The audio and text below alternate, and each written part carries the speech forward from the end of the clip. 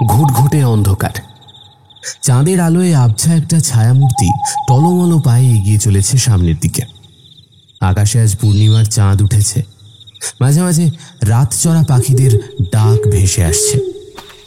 যেতে যেতে পথে পূর্ণিমার রাতে চাঁদ উঠেছিল গগনে। বাবা, এই মেরেছে রে। এ আবার কোথায় চলে এলাম? এটা আবার কোন গ্রাম? মাল খাওয়াটা কমাতে হবে। হঠাৎ পেছন থেকে একটা হালকা পায়ের আওয়াজে লোকটা দাঁড়িয়ে পড়ল। কে কে কে ওখানে? কোনো সাড়া নেই। আবার সে চলতে শুরু করে। হঠাৎ একটা বিরাট বড় পুকুর দেখা যায়।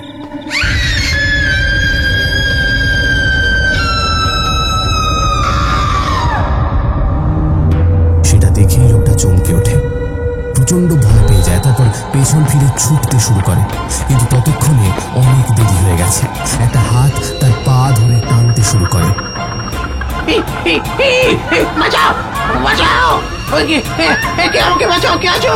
ওকে বাঁচাও। কিন্তু তার সেই বৃথা চিৎকার কারোর কানে গিয়ে পৌঁছয় না। আস্তে আস্তে এই হাত তাকে টেনে নিয়ে গিয়ে সেই পুকুরের জলে ডুবিয়ে ফেলে। তার মৃত্যু যন্ত্রণার শেষ আরতি পুকুরের জলে একটা বুদবুদের আকারে ভেসে ওঠে।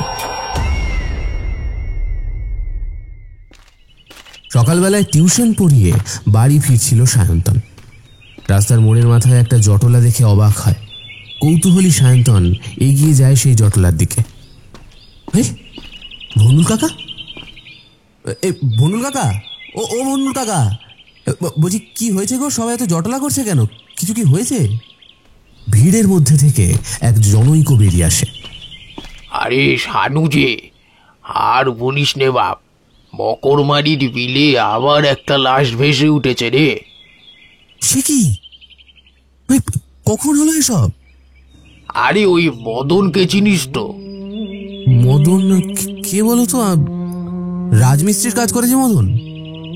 হ্যাঁ হ্যাঁ, সকালবেলা প্রাতকর্ম করতে গিয়েছিল ওই বিলের পশ্চিম দিকের বাঁশঝাড়ে। হঠাৎ অনেকগুলো পাখির চিৎকার চেঁচামেচি শুনে বিলের কাছে এসে লাশটাকে আবিষ্কার করে।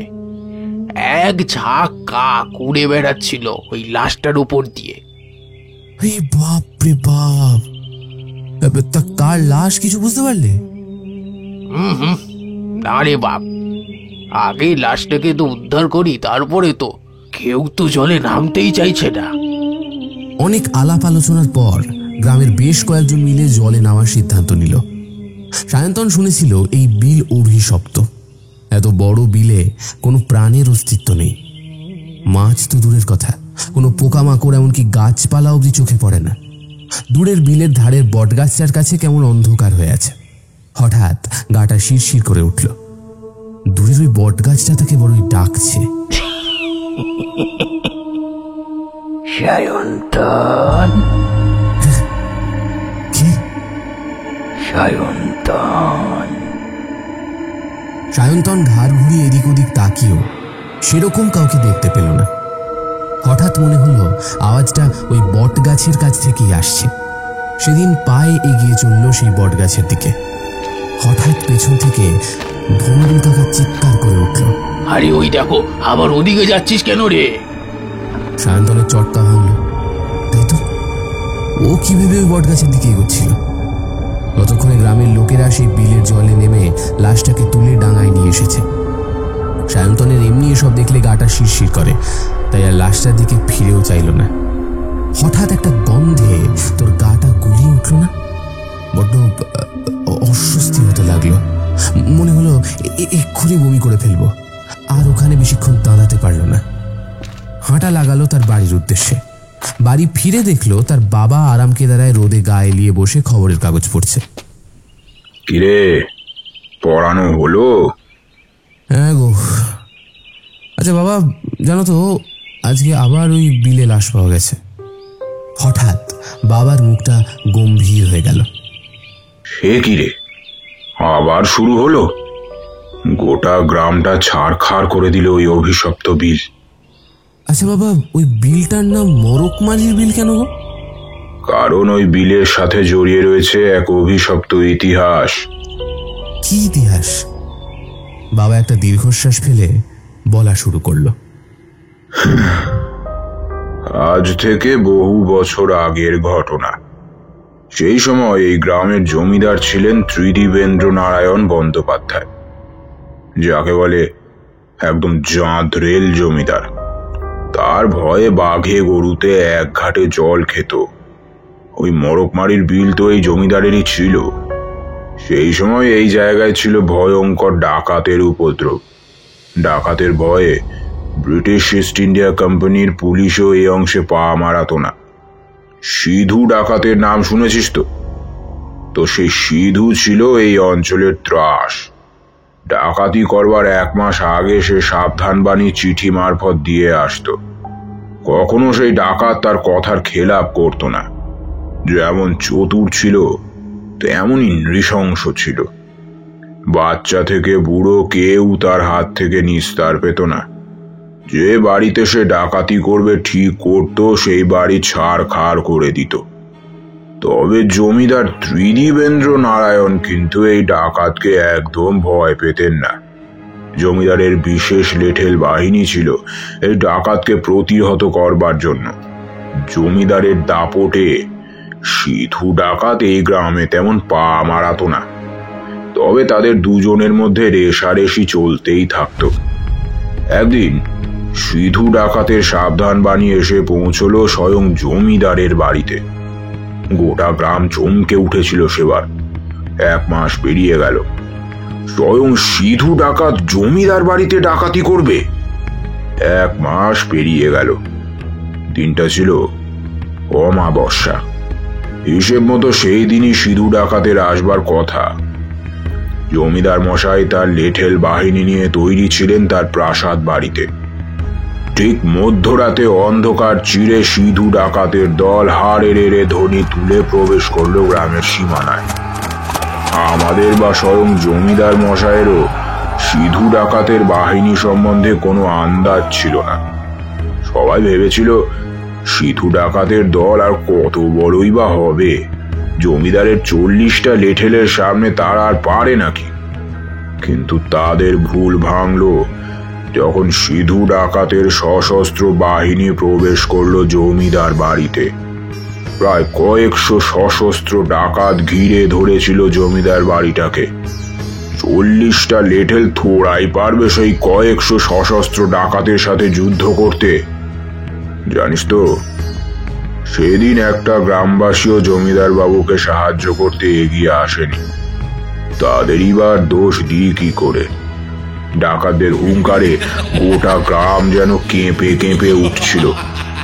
ডাকাতের দল লুটপাট করে জমিদার বাড়ির সবাইকে হত্যা করে ফেরত যায়।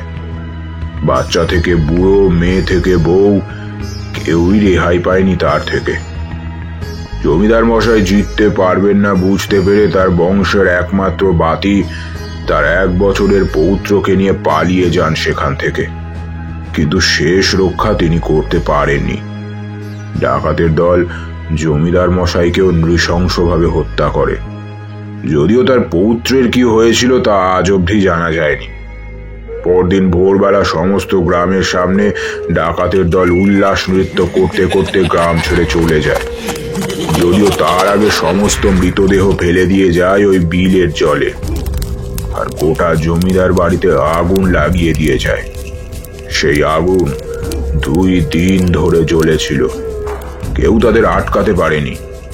জানিস তো, এই ঘটনার আগে ওই বিলের জল খুব পবিত্র ছিল। পানীয় জল থেকে শুরু করে গ্রামের সমস্ত পূজা অর্চনা ওই জল দিয়েই হতো। কিন্তু সেই দিনের পর থেকে ওই জল হয়ে উঠল অভিশপ্ত। গ্রামের লোক অনেক চেষ্টা করেছিল সেই লাশ উদ্ধার করবার, কিন্তু বিলের জল থেকে কেউ সেই লাশগুলিকে উদ্ধার করতে পারেনি। সেই বিলের তলদেশে কোথায় যেন হারিয়ে গিয়েছিল লাশগুলো। তার ঠিক পরের বছরই গ্রামে মরক দেখা দিল। ঘরকে ঘর, পরিবারকে পরিবার, সব উজাড় হয়ে গেল এই মরকে। অনেকে মনে করেছিল ওই বিলের জল থেকেই মড়ক ছড়িয়েছিল, আর তারপর থেকেই ওই বিলের নাম হয় মড়কমারির বিল। একটা জলজ প্রাণী বা মাছ পর্যন্ত দেখতে পাবি না ওই জলে। তারপর থেকেই ওইদিকে মাঝরাতে যে পা মারাতো তাকে ওই বিলের অভিশাপ টেনে নিয়ে যেত। এই হলো গিয়ে বিলের ইতিহাস, বুঝলি? বুঝলাম বাবা। আচ্ছা, ওই ডাকাতের কি হয়েছিল? এই ঘটনার পরই ব্রিটিশ ইস্ট ইন্ডিয়া কোম্পানি নড়ে চড়ে বসে। তারা কঠোরভাবে ডাকাতদের দমন করতে তৎপর হয়ে ওঠে। তেমনই এক অমাবস্যায় এক কোম্পানি পুলিশ অতর্কিতে হামলা করে সিধু ডাকাতের গোপন ডেরায়। সিধু প্রস্তুত না থাকায় তাকে আত্মসমর্পণ করতে হয়। তার ঠিক 1 মাস পরই সবার সামনে সিধুকে ফাঁসি দেওয়া হয়। আর এই ঘটনার পর থেকেই ডাকাতি অনেকটা কমে আসে এই অঞ্চলে। আচ্ছা, তাহলে জমিদার বাড়ির কারোরই সৎকার হয়নি? না, বেশ কিছু বছর আগে আমাদের গ্রামে একটা তান্ত্রিক এসেছিল, মনে আছে? হ্যাঁ হ্যাঁ হ্যাঁ। সে বলেছিল একমাত্র জমিদারের প্রকৃত উত্তরাধিকারী এই সাপের অবসান ঘটাতে পারবে। কিন্তু জমিদারের বাড়ির সবাই তো মারা গেছে। সেটাই তো রহস্য রে। নে, অনেক বেলা হয়ে গেল, ওঠ এবার, চান করতে হবে তো।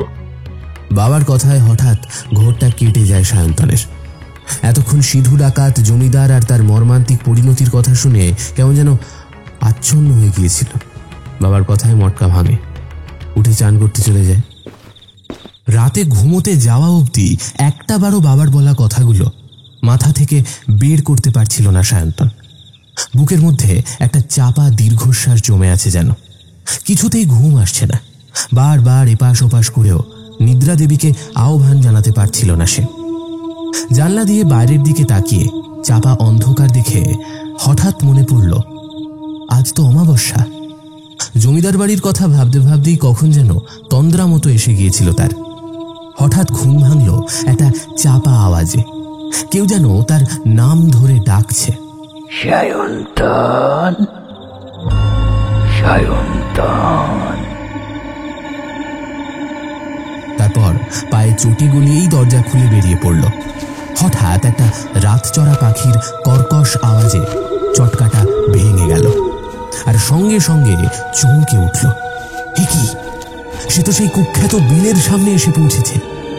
ওই তো সামনে সেই বট গাছটা। এমন গা ছমছম করতে লাগলো সায়ন্তনের। আমি এখানে কি করে পৌঁছলাম? যাই বাবা, ফিরে যাই, এখানে বেশিক্ষণ থাকা ঠিক নয়। ঠিক যখনই সে পেছন ফিরে বাড়ির পথ ধরতে যাবে, তখনই তার চোখে পড়ল সামনে ওই বটগাছের কাছে হালকা হলুদ আলো দেখা যাচ্ছে। ওটা কি? হ্যাঁ, আগুন জ্বলছে মনে হচ্ছে না? কৌতূহলী সায়ন্তন ধীর পায়ে পা টিপে টিপে এগিয়ে যায় সেই আলোক উৎসের দিকে। হ্যাঁ, ঠিক যা ভেবেছিলাম। কিন্তু এখানে মাঝরাতে আগুন কে জ্বালবে? হঠাৎ গাছের অন্ধকার থেকে একটা ভারী গলা তার কানে আসে। কে কে ওখানে? সায়ন্তন এতটাই চমকে গিয়েছিল সে আর কোনো উত্তর দিতে পারল না। অন্ধকার থেকে এক বৃদ্ধ বেরিয়ে এলো। গায়ে লাল চাদর জড়ানো, মুখটা ঢাকা, তাই মুখ পরিষ্কার বোঝা যাচ্ছে না। কে তুমি? এখানে কি করছো? আমি এই গ্রামেরই এক বাসিন্দা। আমি জানি না আমি এখানে কিভাবে এসে পৌঁছলাম। তাহলে তোকেও ওরা এখানে টেনে এনেছে? ওরা ওরা ওরা মানে? এই বিলের অভিশাপ। এবার সে আগুনের সামনে বসে পড়ল। তার আর বাড়ি ফিরে যেতে সাহস হচ্ছে না। আপনি এখানে এত রাতে কি করছেন? যজ্ঞ করছি। যজ্ঞ? কিসের যজ্ঞ? এই অভিশাপকে কি করে দূর করতে হবে আমি বুঝতে পারছি না, তারই প্রতিকার এই যজ্ঞ। এখন চুপ কর, আমাকে যজ্ঞটা করতে দে। আরো প্রায় 2 ঘন্টা সেই যজ্ঞ চলল। ততক্ষণ আর কেউ কোনো কথা বলেনি। সায়ন্তনের কেন জানি না ওই লোকটাকে বড় চেনা লাগছিল। আচ্ছা, যে তান্ত্রিকের কথা বাবা বলেছিল ইনি সেই নাম তো? কে জানে? শোন, তোকে একটা গুরুত্বপূর্ণ দায়িত্ব দিচ্ছি, পারবি রক্ষা করতে? হ্যাঁ হ্যাঁ পারবো। আচ্ছা, তার আগে তোকে কিছু ঘটনা জানিয়ে রাখি। এই জমিদার বাড়ির অভিশাপের ঘটনা তো তুই নিশ্চয়ই জানিস। হ্যাঁ। তবে একটা জিনিস কেউ জানে না, এই বিলের অভিশাপ মুক্তির উপায় একমাত্র আজকের দিনেই, একটি নির্দিষ্ট মুহূর্তে এই বিলের অভিশাপের মুক্তি ঘটতে পারে। আজ থেকে প্রায় 50 বছর আগে এক অমাবস্যায় গোটা জমিদার বাড়ি ছারখার হয়ে গিয়েছিল। আজ আবার একই তিথি আসতে চলেছে। আমার কাজ এখন সমাপ্ত। তোকে এখন একটাই কাজ করতে হবে। আমি এখন এই ঘটিটা নিয়ে জলে নামবো। তুই কিন্তু একটি বারের জন্য পিছনে ফিরে তাকাবি না। তুই এখন সোজা তোর বাড়ির দিকে পা চালাবি। ভয় নেই, তোর কোনো ক্ষতি হবে না। এই বিলের অভিশাপ এখন কেটে গেছে। জমিদার আর জমিদার বাড়ির সকলের আত্মা এখন মুক্তি পেয়েছে। একবার খালি গয়ায় গিয়ে পিণ্ডদান করলেই এই গোটা প্রক্রিয়া সমাপ্ত হবে। সেই দায়িত্বটা কিন্তু তোকেই নিতে হবে। আমি? কিন্তু কেন? হ্যাঁ, কেন পারবি না? এখন এই মুহূর্তে আমার সামনে তুই রয়েছিস। আমি কাউকে এই দায়িত্ব দিতে পারবো না। আরো একটা কথা, এই বিলের সমস্ত অভিশাপের প্রাণবিন্দু ছিল এই বট গাছটা। আজ থেকে ঠিক 1 সপ্তাহ পর এই বট গাছ শুকিয়ে যাবে। তখন কিন্তু দেরি করা যাবে না।